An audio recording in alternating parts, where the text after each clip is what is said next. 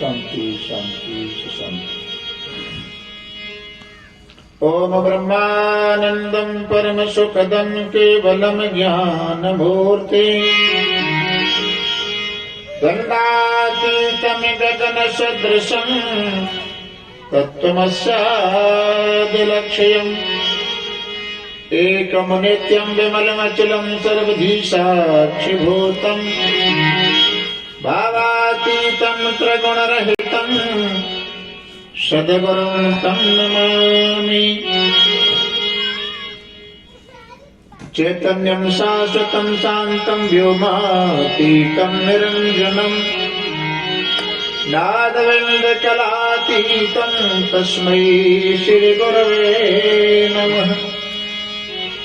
कर्पूरघोरं करुणावतारं संसारसारं भुजगेन्द्रहारं सदा वसन्तं हृदयारविन्दे भवं भवानी सहितं नमामि।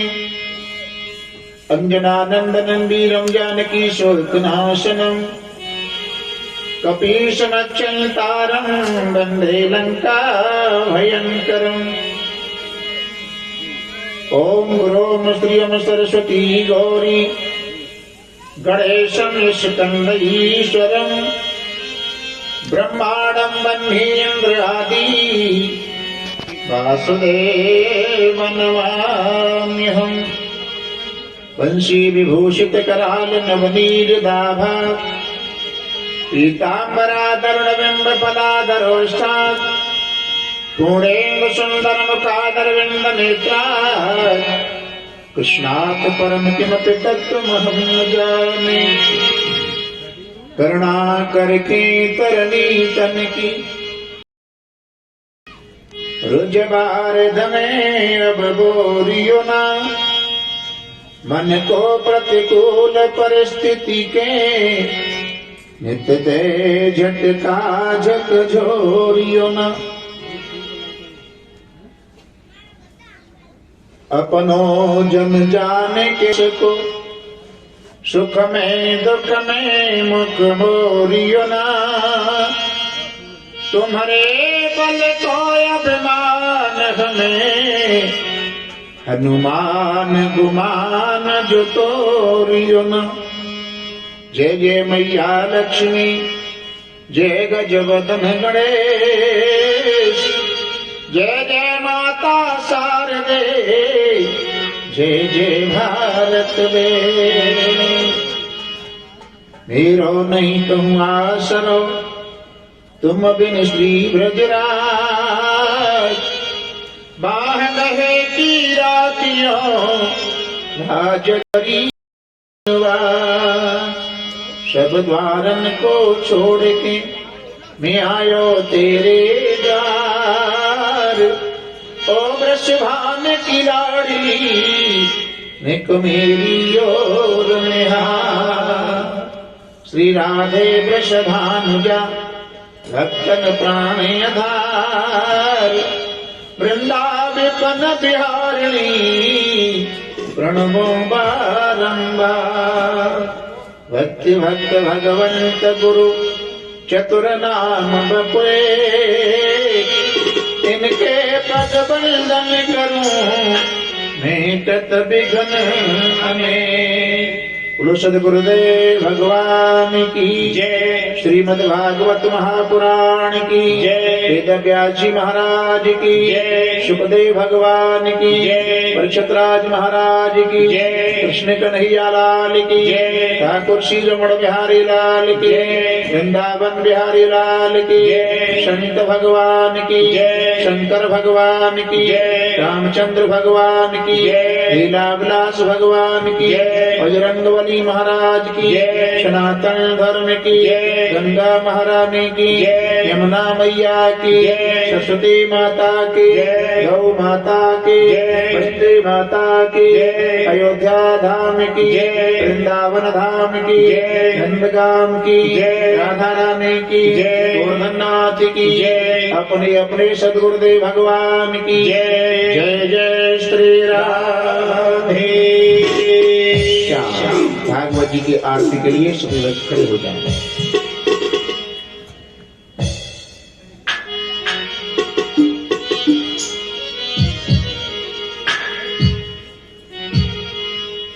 आरती अति पावन पुराण की। ओम आरती अति पावन पुराण की। घर में बैठे ज्ञान खाने की। घर में बैठे ज्ञान खाने की।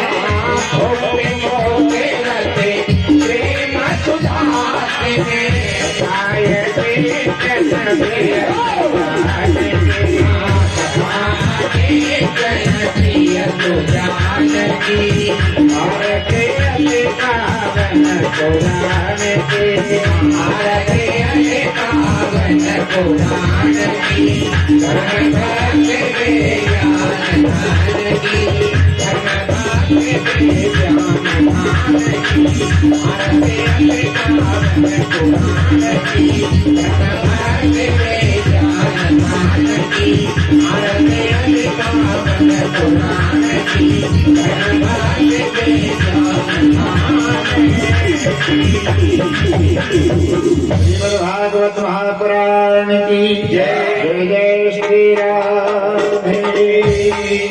श्याम। सभी अपने स्थान पर बैठ जाएं।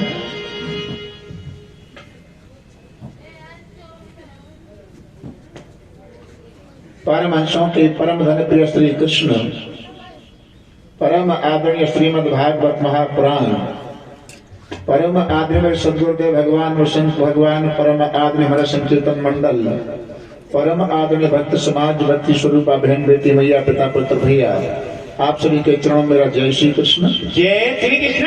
आइए कथा शुभारंभ होने से पहले वाणी शुद्धि करने के लिए 2 मिनट श्री भगवान के नाम का संकीर्तन करेंगे।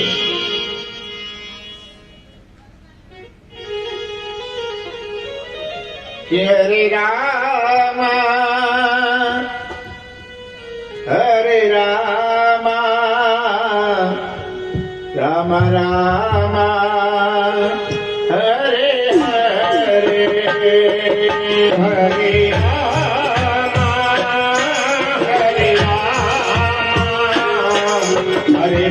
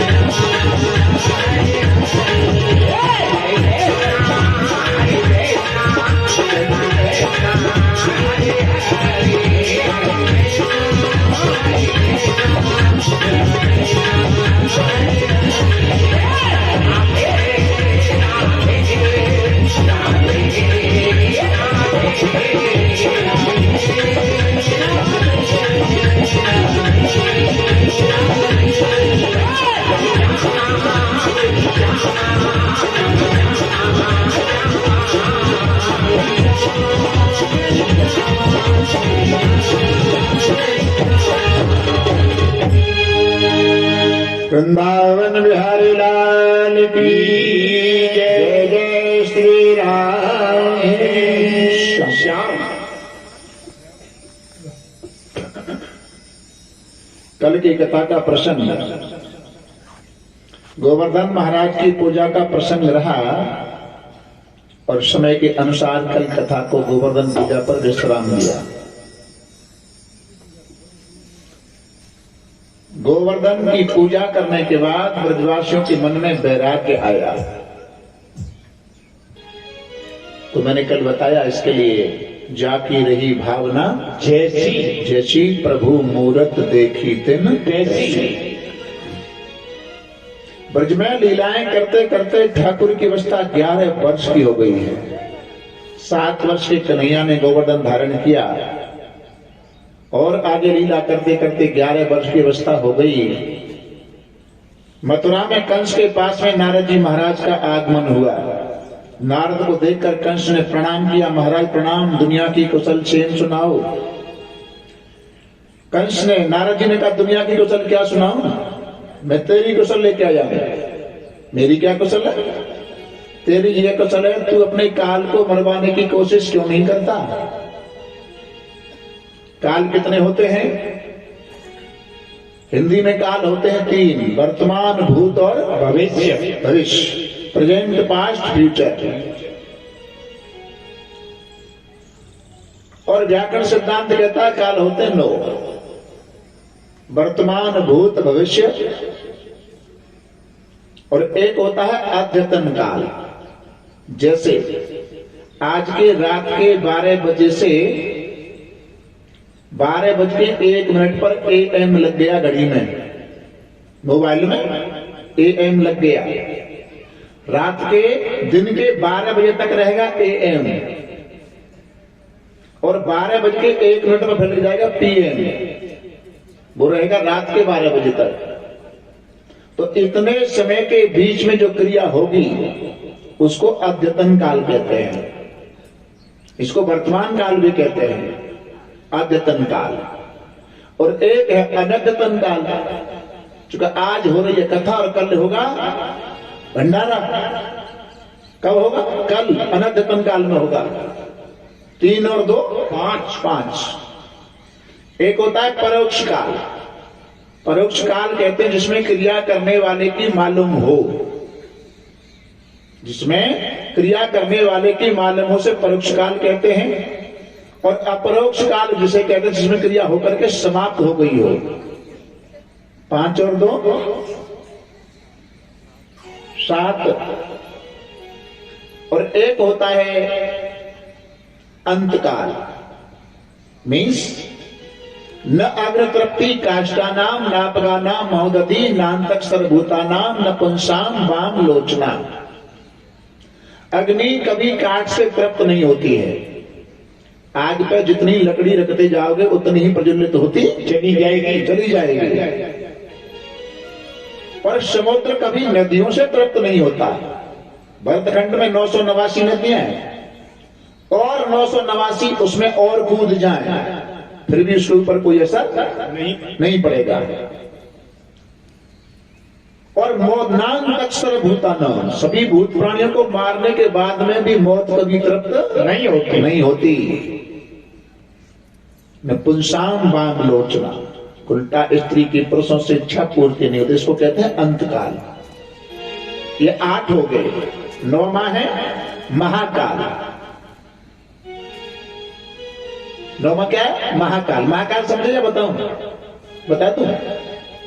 सबसे छोटी जीव जंतुओं में सबसे छोटी बिरादरी है मच्छर की। और मच्छर की उम्र मात्र 24 घंटा है। 24 घंटे में जन्म लेकर शादी करके बाल बच्चे पैदा करके और गोविंदाय नमो नमः, सबसे छोटा मच्छर। उस मच्छर के ऊपर अधिकार होता है मेढकों का। मेढक मच्छरों को खाता है। मच्छर के ऊपर अधिकार होता है सर्प का। सर्प के ऊपर होता है नेवला का। नेवला के ऊपर होता है बिल्ली का। और बिल्ली के ऊपर होता है कुत्ते का। कुत्ते के ऊपर बघेर, बघेर माने बघर्रा। बगेर के ऊपर शेर का, शेर के ऊपर सावर का, सावर के ऊपर पवन का, पवन के ऊपर पहाड़ों का, पहाड़ के ऊपर वज्र का, वज्र के ऊपर इंद्र का, इंद्र के ऊपर काल का, और काल के ऊपर भी शासन राम का होता है। जय हो। गोस्वामी जी महाराज कहते हैं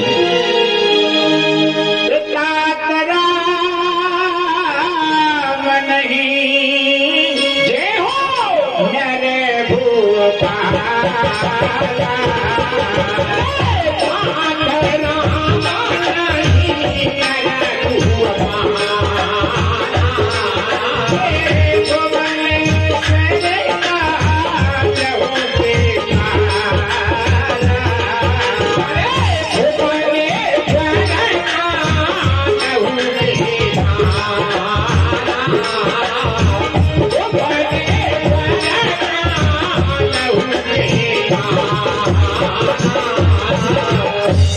मथुरा में नारद जी कंस से ये कहते हैं तू अपने काल को मरवाने की कोशिश कर, कहता वो काल है ही नहीं, वो तो काल के भी काल है, काल के भी काल है।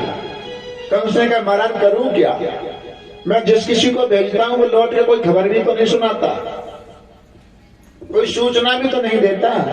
नारद जी बोले अब की बात ये गलती मत करना, एक एक करके भेजेगा तो सबको मार देंगे, तो अपने मथुरा में धनुष यज्ञ का आयोजन करवा और ग्रामीण अंचल के जितने आसपास के व्यक्ति हैं उन सबको निमंत्रण दे करके बुला। लेकिन कृष्ण और बलराम को लेने के लिए कोई राक्षस मत भेजना, तो किसे भेजू, बोले अक्रूर को भेजना। अक्रूर की उनके प्रति श्रद्धा है, तो अक्रूर की बातों में आकर वो दोनों भाई मथुरा में आ जाएंगे, तो दोनों को यहाँ पर मार देना।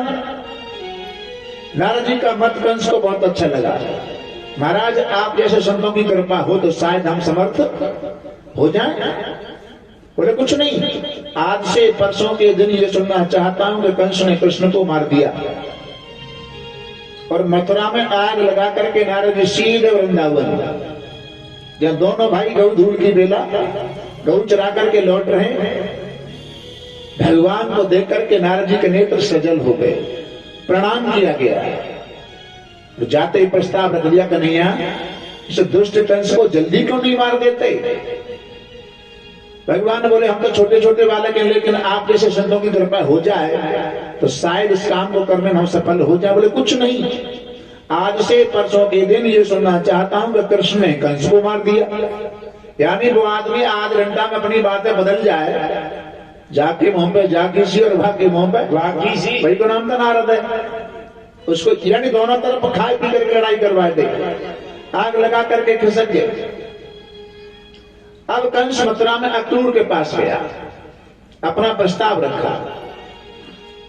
गच्छनंद ब्रजतत्र सुताबान कदुंगने आशा देता बिहाने रथे नानयमाचरम।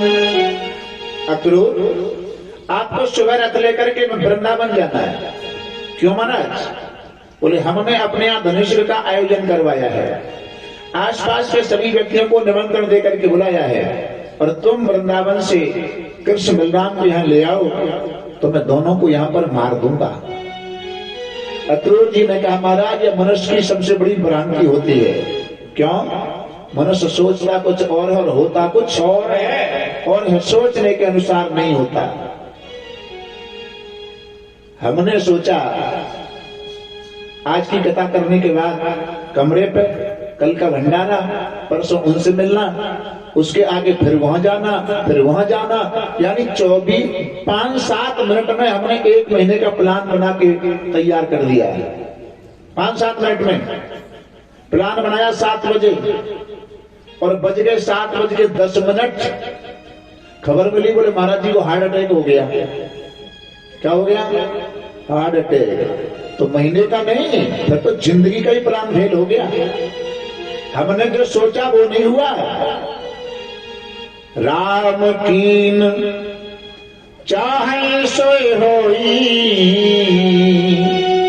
करही अन्यथा यस नहीं कोई।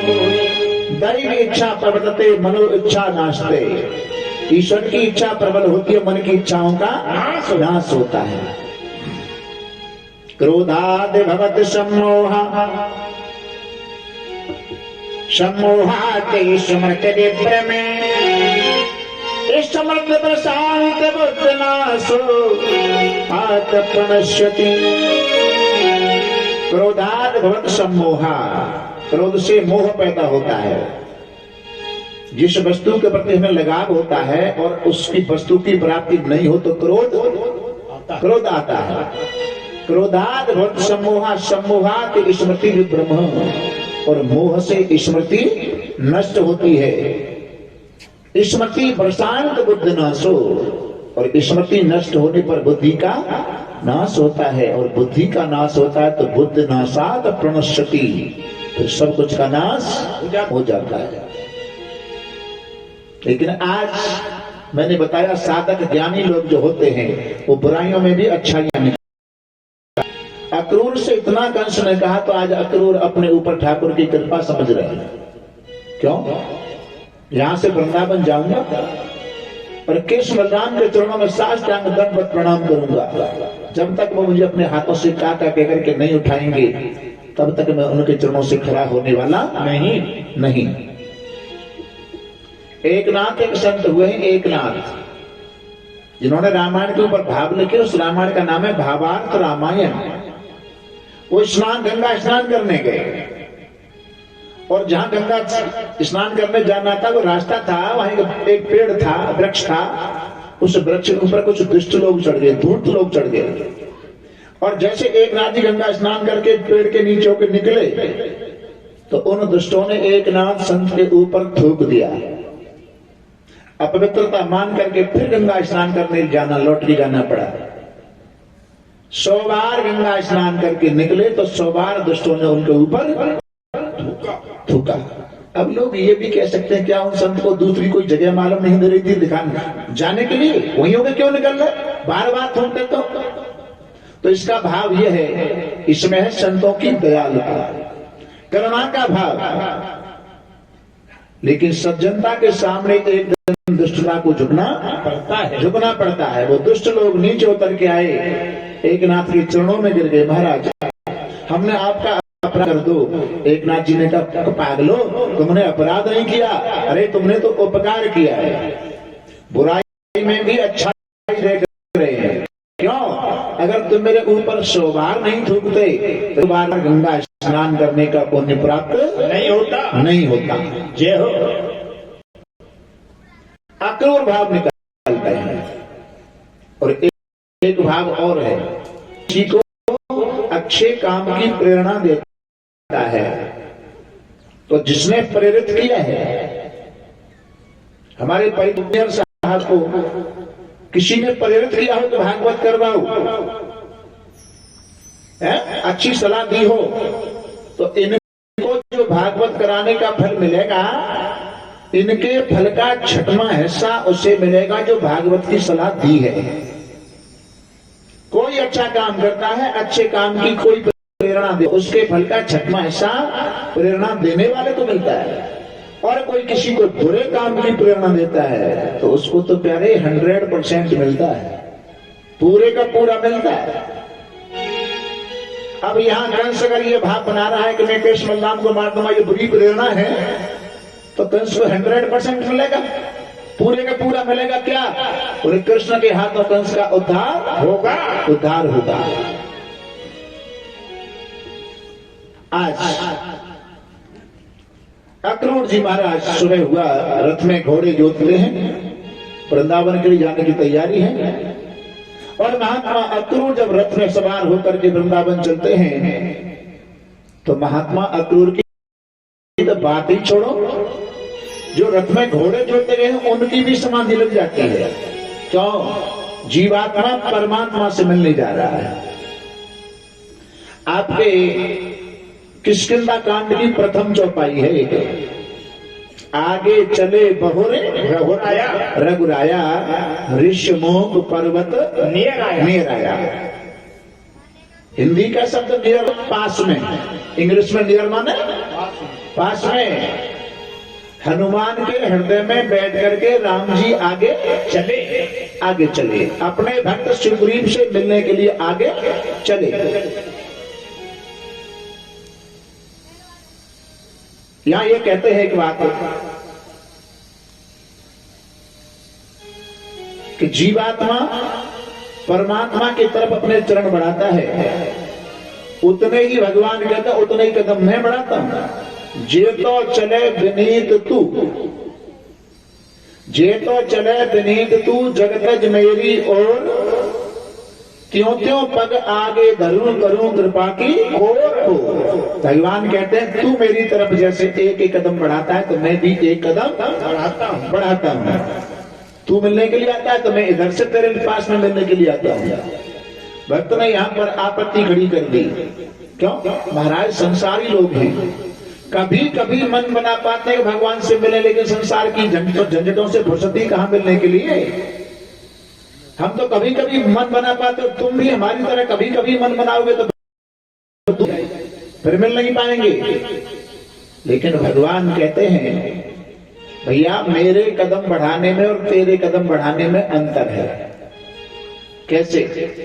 एक चरण तेरा पड़े, भगवान कह रहे हैं एक चरण तेरा पड़े मम हित चित्त पर छूछ, और मेरा कदम बढ़ाए वो तो राजा बलि ते पूछ। जय हो। मैं कैसे कदम बढ़ाता हूँ? एक ही पैर में अतल वितल जुतल तलातल रसातल माता पाता सब कुछ नाप लेते हैं। इसी प्रकार अक्रूर परमात्मा से मिलने जा रहे हैं, समाधि लग जाती है, माया का त्याग करके माया को छोड़ करके जीवात्मा परमात्मा से मिलने जा रहा है, समाधि लग जाती है। आज वही समय जिस समय मतलब वृंदावन में कृष्ण बलराम को नारद जी महाराज मिले, वही समय गौधूल की बेला। और गौधूल कहते हैं शाम को गाय चरने के बाद लौट के आती है, उस समय का नाम है गौधूल। गायों के बीच में चल रहे हैं दोनों भाई, और भगवान के चेहरे के ऊपर पसीने की बूंदें हैं। उन पसीने की बूंदों के ऊपर गायों के चरणों की धूली उड़ उड़ करके जगह जगह लग जाती है। सुखदेव जी परीक्षित महाराज से कहते हैं राजन, भगवान के चेहरे पर वो गायों की धूली इस प्रकार सुशोभित हो रही है जैसे प्रकृति ने स्वयं चंदन लगा करके भगवान का श्रृंगार अपने हाथों से किया हो। आज भगवान भी उधर, भगवान तो सर्वांतर्यामी है, ग्वाल वालों के बीच में कुछ अनुमने जैसे उदास जैसे हैं। क्यों? आज इनको छोड़ करके मुझे कल अक्रूर के साथ मथुरा जाना है। सभी ने पूछा भाई क्यों उदास हो, क्या बात है? मतलब वैसी कोई खास बात नहीं है, वैसे ही है। तब तक अक्रूर अपना भाव लेकर के और प्रस्ताव रखा कन्हैया, आपके मामा कंस ने मथुरा में धनुष का आयोजन करवाया है, मैं तुम दोनों भाइयों को लिवाने के लिए आया हूं। भगवान कहते हैं काका जी हम तो वैसे ही अपने मामा से मिलने वाले थे, क्यों? उनसे मिलने का समय हो चुका है। अगर तुम इनवाइट करने आ गए, कार्ड लेके आ गए तो बहुत अच्छी बात है, अब तो यज्ञ में शामिल होना ही पड़ेगा। लेकिन अभी इस बात को मेरी माँ यशोदा को मत बताना, इस बात को मेरे बाबा को मत बताना, इस बात को गोपी ग्वालों को मत बताना। क्यों? उनका जो जीवन केवल गोविंद है। गोधर वेद वाक्य लभ्यते विद्यते इति गोविंद। नंद बाबा के अक्रूर की चर्चा होती है और यशोदा मैया को कहीं से कान भनक पड़ गई कि लाला को लेने के लिए मथुरा से आए हैं। रात्रि में उधर चर्चा होती रही और मैया ने कन्हैया को गोद में बिठाकर सर के ऊपर हाथ फेरते हुए कन्हैया से कहा, लाला एक माखन की मटकी के पीछे मैंने तुझे उखल से बांध दिया और आज कल तू मुझे छोड़ करके मथुरा चला जाएगा। मथुरा में जाकर तू अपने माता पिता देव की वसुदेव से मिलेगा, तो मेरे इस उखल बंधन को मथुरा में जाकर भूल जाना। भगवान कहते मां तेरे उस उखल बंधन को तुम्हें वैकुंठ में भी नहीं भुला सकता। मैया तेरे उखल बंधन में और हे आनंद मुझे आया, सदा मुकरे कर भी मैंने कभी नहीं ऐसा पाया। अगर कोई मुझे बांध सकता है तो उसके पास में केवल एक बंधन है, वो है प्रेम का बंधन। अहंकारी के बंधन में कभी नहीं आता। तेरे सूखल बंधन को तुम्हें वैकुंठ में भी नहीं भुला सकता माँ। और मामा की यहाँ यज्ञ देखने के बाद मैं तेरे पास जल्दी लौट करके आऊंगा, लेकिन ऐसे अच्छे श्याम सुंदर भगवान वादा तो कर रहे हैं, लेकिन एक बार जहां से चले गए फिर वहां दोबारा लौट के नहीं आए महाराज।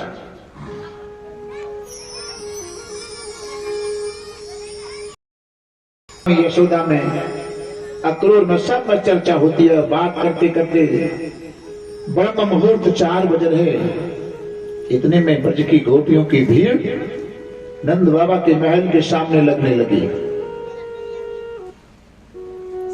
मैंने बता दिया है पहले, गोपी नाम किसी बहन बेटी का नहीं है, गोपी नाम तो किसी जीव का है। गोभी इंद्रिय कृष्णम रसम पिबत इति गोपी। उन ब्रजवासियों का अहोभाग्य। एक बार भगवान की बाल लीलाओं में आता है, भगवान घुटनों के बल चलते थे और कभी महल के दरवाजे से बाहर जाना भी चाहे तो मैया गोद में लेकर के अपने अंदर कर देती है। नंद बाबा की चौखट, घर की चौखट ऊंची है, और वैसे कोई प्रतिष्ठावान व्यक्ति होता है तो कहते हैं उसकी चौखट तो वैसे ही ऊंची है। ऊंची चौखट है, घुटनों के बल चलते थे। एक बार मन में भाव आया कि भाई इस महल से बाहर भी निकल करके कुछ देखना चाहिए, महल में ही हम अंदर अंदर रहते हैं। तो ऊंची चौखट को पार करने के लिए गोविंद भगवान ने पहले दोनों हाथ बाहर निकाल दिए, और दोनों हाथ बाहर निकाले, इधर से पैर ऊपर को हो गए, पैर ऊपर को पीछे से हो गए, तो इधर से हाथ भी ऊपर हो गए। अब तो पेट टिक गया चौखट पर। यशोदा की चौखट पर वो ब्रह्म जिसे कहते हैं आज वो लटक रहा है। जय हो। नारद ऐसे संत महात्मा कहते हो भैया हो, अरे जिनकी मुक्ति हो गई है, जिनका आना जाना समाप्त हो गया है, उनको ऐसा दृश्य अब देखने के लिए कभी नहीं मिल सकता, कहीं नहीं मिलेगा। ब्रजवासियों की जय होनी चाहिए। ब्रजवासियों के अहोभाग्य ब्रह्म जिसे कहते हैं आज वो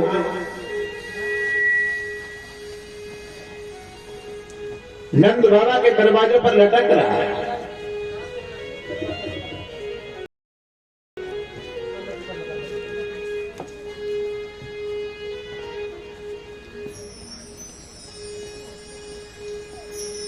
मुसाफिर चलते जाना रे, मुसाफिर चलते जाना रे, मुसाफिर चलते जाना रे।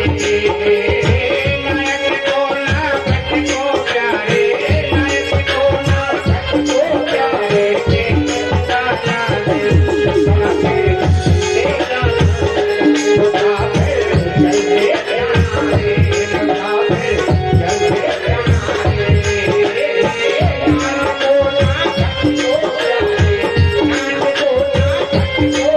जाना रे, मुसाफिर चलते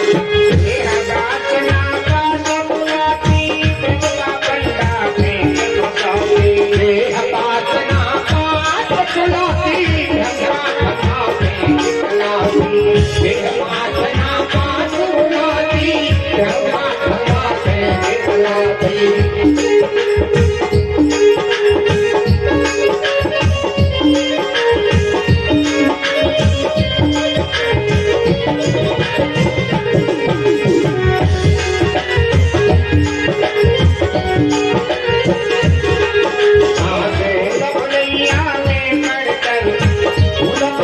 रे।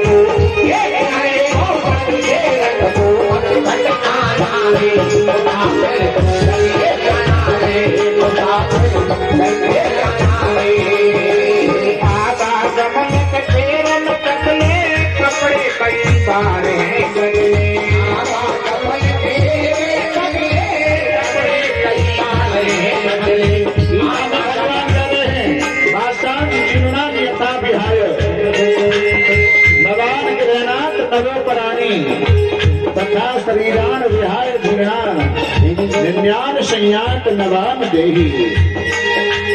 आवागमन के फेरन बदले कपड़े कई बार हैं बदले। आवागमन के फेरन बदले कपड़े कई बार हैं बदले। आवागमन के फेरन बदले कपड़े कई बार हैं बदले। नरकन की चुनरी पर नरकन की चुनरी पर मत जाए हो जाए मुसाफिर चलते जाए मुसाफिर चलते जाए। नरकन की चुनरी पर नरकन की चुनरी पर मत जाए जाए मुसाफिर चलते जाए मुसाफिर चलते जाए। राम नाम महिमा विश्वास मीन दास राजेश कियास। राम नाम महिमा विश्वास मीन दास राजेश कियास। राम नाम महिमा विश्वास मीन दास राजेश कियास। हरे नाम सीता तीन जनों को बाबे सीता तीन जनों को प्रभु से मिलाना है। मुसाफिर चलते जाना है मुसाफिर चलते जाना है मुसाफिर चलते जाना है। मजल को मत को जाने मजल को मत को जाने चलते जाना है मुसाफिर चलते जाना है मुसाफिर चलते जाना है। मजल को मत को जाने मजल को मत को जाने चलते जाना है मुसाफिर चलते जाना है मुसाफिर चलते जाना है चलते जाना है मुसाफिर चलते जाना है। वृंदावन बिहारी लाल की जय। जय जय श्री राधे श्याम।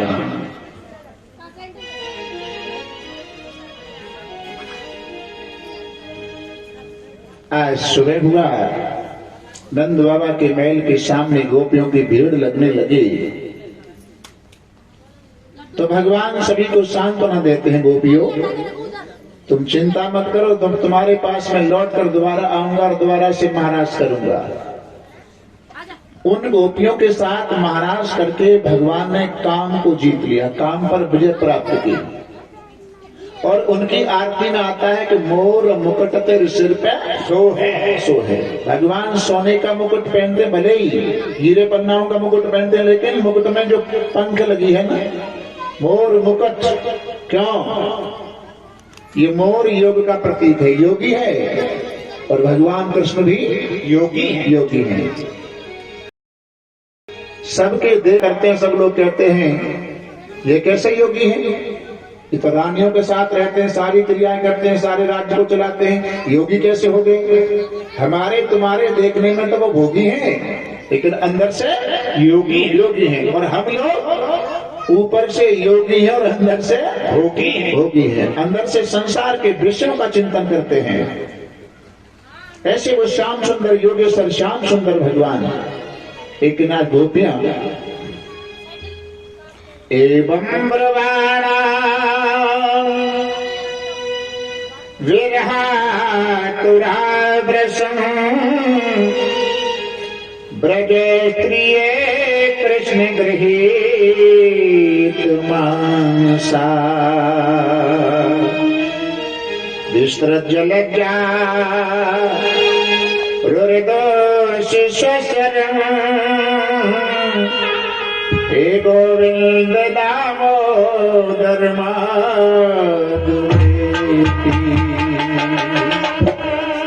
श्री कृष्ण गोविंद हरे मुरारे हे नाथ नारायण वासुदेवा।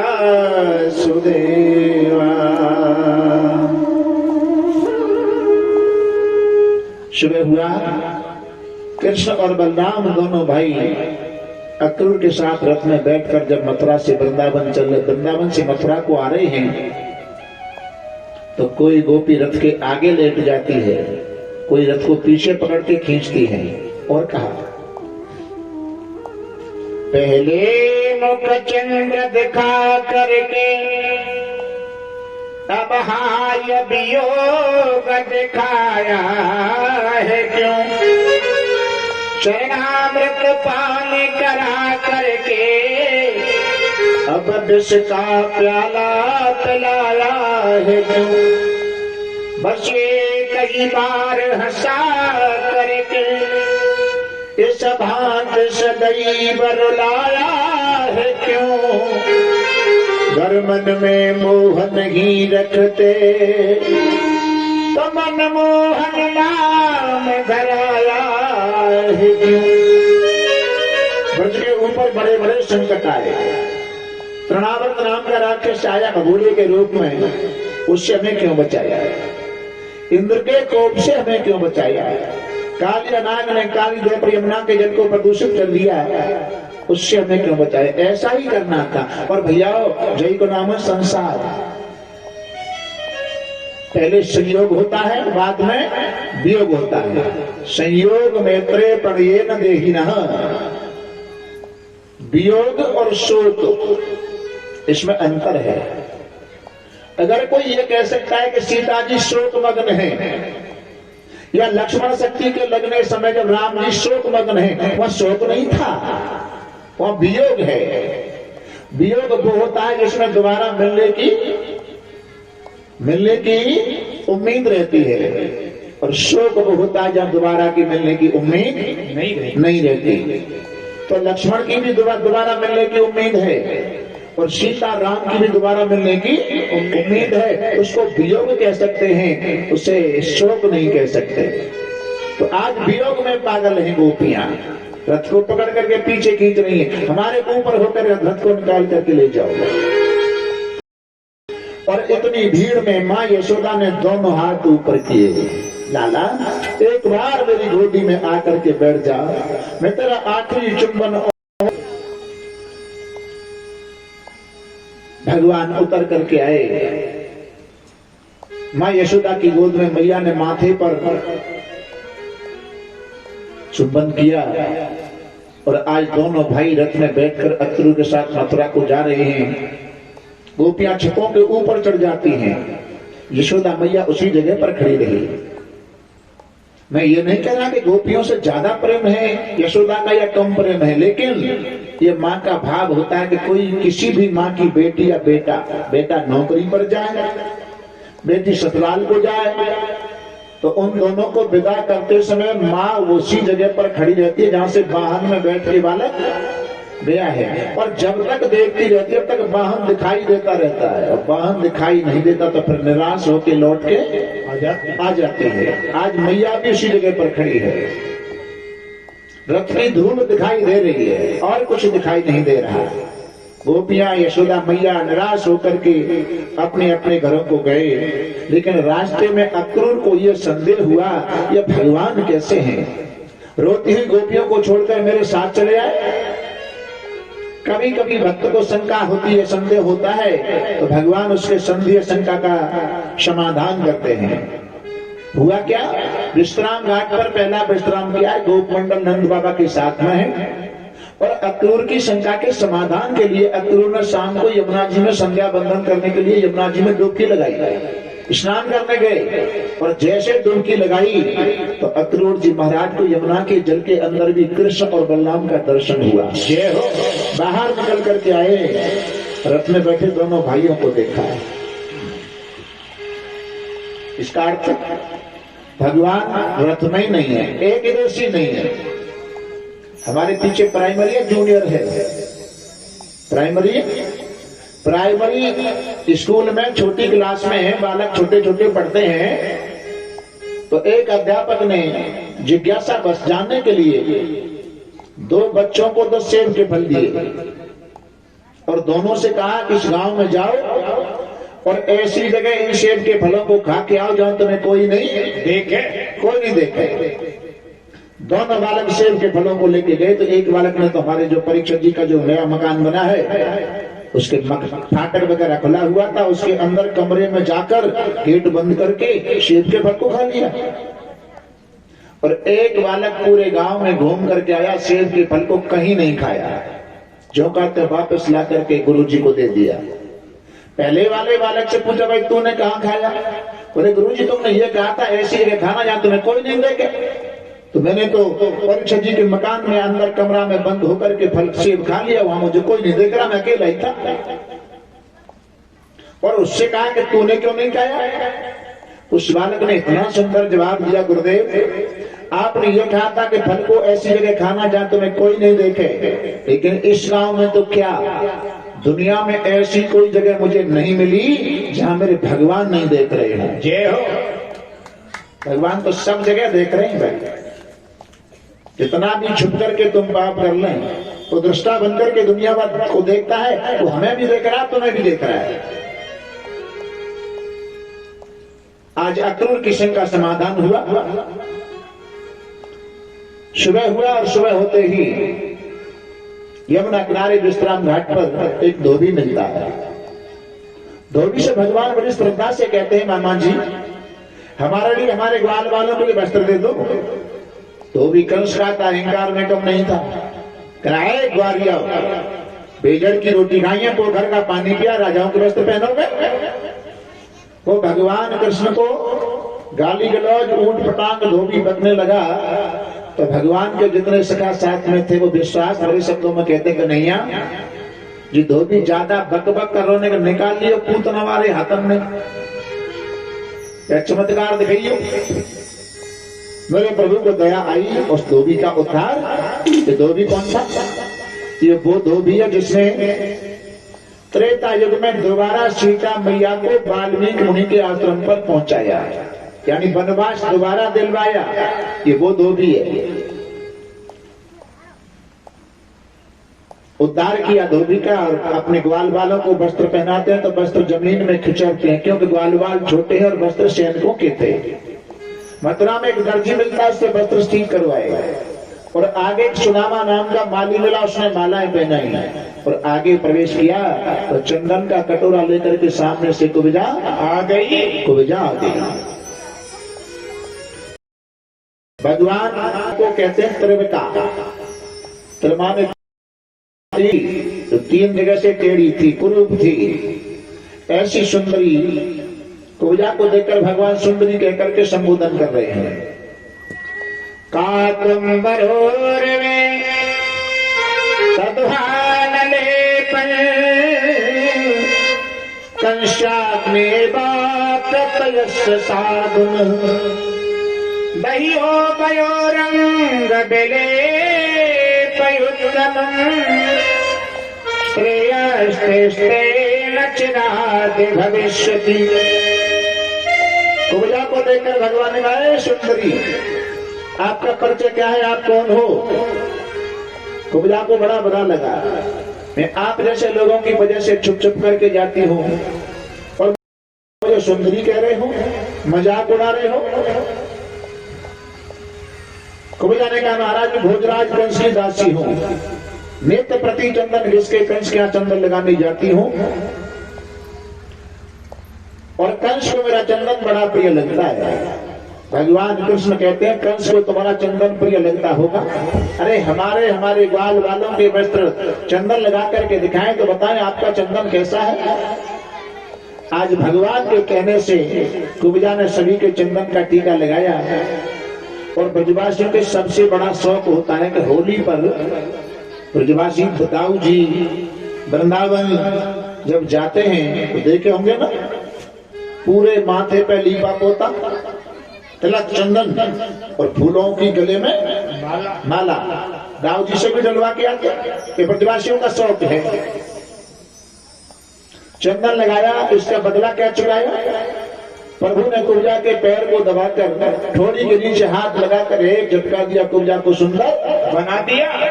सुंदर बना दिया। इसका क्या है? ये चंदन लगाने का बदला है। तुम जितना करोगे ना, ठाकुर उससे कुछ ज्यादा करने के लिए तैयार रहते हैं।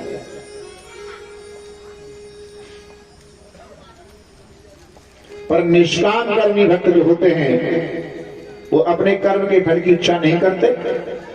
सकाम कर्मी जो होते हैं वो कर्म के फल की इच्छा करते हैं। कुब्जा को सुंदर बनाया। कुब्जा ने भगवान का पीतांबर पकड़ लिया, अब तो पहले मेरी कुटिया पर पधारो।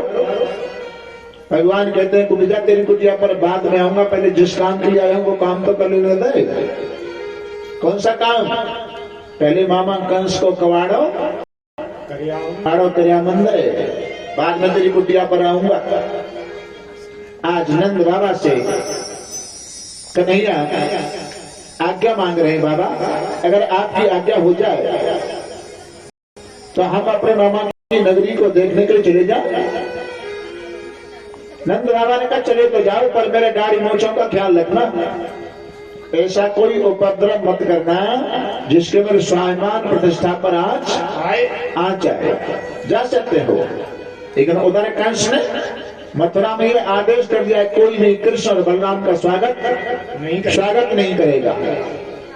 और मथुरा की बहन बेटियां, मथुरा के लोग न जाने कब से आस लगाए बैठे हैं कब गोविंद हमारी गलियों में भ्रमण करने के लिए आए हैं। मथुरा की बहन बेटियां कहते हैं कंस ने रास्ते में से तो मना कर दिया है, कोई भी स्वागत नहीं करेगा, हम अपनी छतों के ऊपर चढ़ जाएंगे और जिन कुंज गलियों से भगवान निकलेंगे तो उनके ऊपर फूलों की, पुष्पों की, गुलाल की, अबीर की वर्षा करेंगे। अभी तक कन्हैया मथुरा नहीं पहुंचे तो वो शहर मथुरा ही रहा, मथुरा। और जब गोविंद उन कुंज गलियों में भ्रमण करते हैं तो भगवान के पहुंचते ही वो मथुरा नहीं रहा, तो जगह का नाम हो गया मथुरा।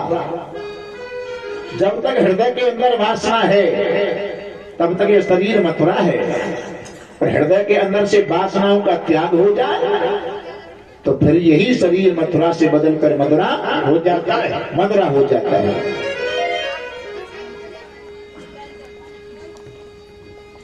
खंडन का एक सूत्र है, शब्दस्य धारा प्रभवंती, शब्द की धारा बहती है।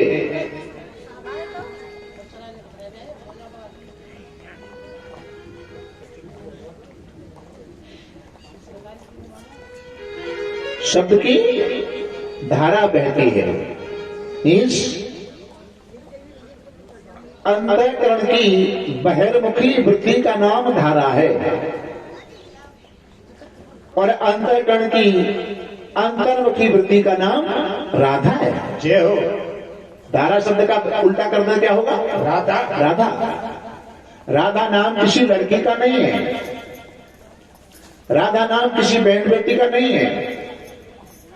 अग्नि में जो तेज है वो राधा है, वायु में जो स्पर्श है वो राधा है।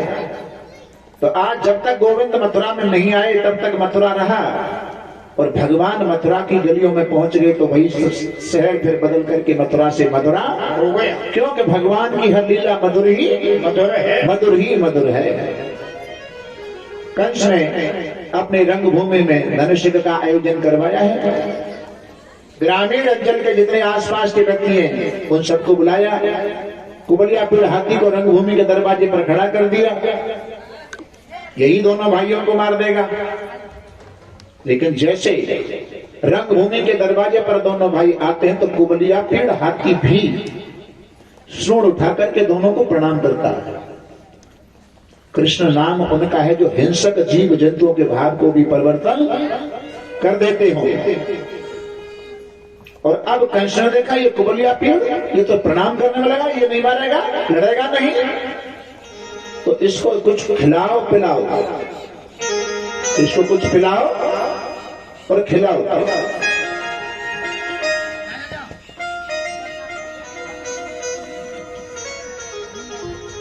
हनुमान जी लंका से जलाकर लौटकर सीता जी के पास आए और खबर लेकर अपने राम जी के पास जाते हैं। तो फिर हनुमान जी से ये पूछा, महाराज आज तो वहां कुछ खान पान के लिए सौदा मिला? बोले नहीं मिला। बोले क्यों? बोले संत होते हैं ना, वो फलाहारी होते हैं, और विभीषण को छोड़कर लंका में ऐसा कोई संत था नहीं, वो फलाहारी नहीं थे, वो फूल आहारी थे। क्या था भोजन?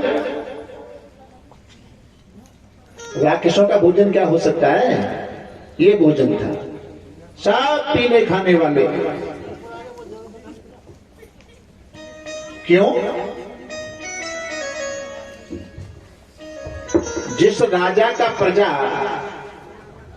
10 मुंह से खाता हो तो क्या उसकी प्रजा एक मुंह से नहीं भी खाएगी? एक से खा सकती है।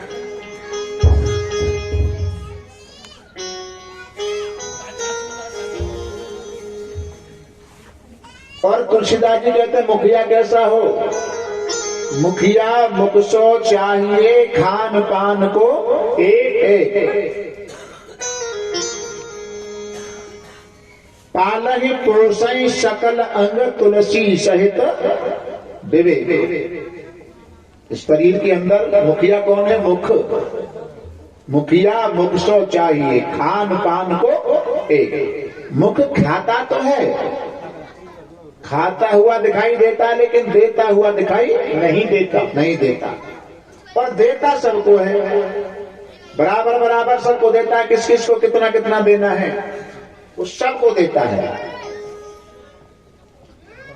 खाता हुआ दिखाई देता है, और खाता हुआ दिखाई देता है, लेकिन जमा करने का उसका कोई खाता, कोई अकाउंट नहीं है। कोई अकाउंट नहीं है। क्यों? खाता तो इसलिए है कि खा करके अपना निजी खाता नहीं है तो ही पूरे शरीर को रखाता है। जय हो। इसलिए खाता है। और आज के मुखिया, चाहे देश का मुखिया हो, चाहे प्रांत का मुखिया हो, चाहे अपने जिले का मुखिया हो, चाहे ब्लॉक का मुखिया हो, वो कैसा है? ये तो मुखिया ऐसा है, खाता हुआ दिखाई देता लेकिन देता हुआ दिखाई नहीं देता। लेकिन आज के मुखिया ऐसे हैं कि देते हुए दिखाई देते और खुद खा जाते हैं। योजना आती हुई दिखाई देती लेकिन जमीन तक नहीं आती, जमीन तक नहीं आती है। आज के मुखिया ऐसे होते हैं। लेकिन आज कुबलिया पेड़ हाथी को, उसकी बुद्धि को विकृत किया और युद्ध होने लगा दोनों भाइयों ने, कृष्ण और बलराम ने उस कुबलिया पेड़ हाथी के दांतों को फाड़ लिया। हाथी दांतों को फाड़ के मार मार के कुबलिया पेड़ हाथी का ढेर लगा दिया। अब दोनों रंगभूमि के अंदर पधारे तो महाराज गोस्वामी जी एक चौपाई लिखते हैं कि जाकी रही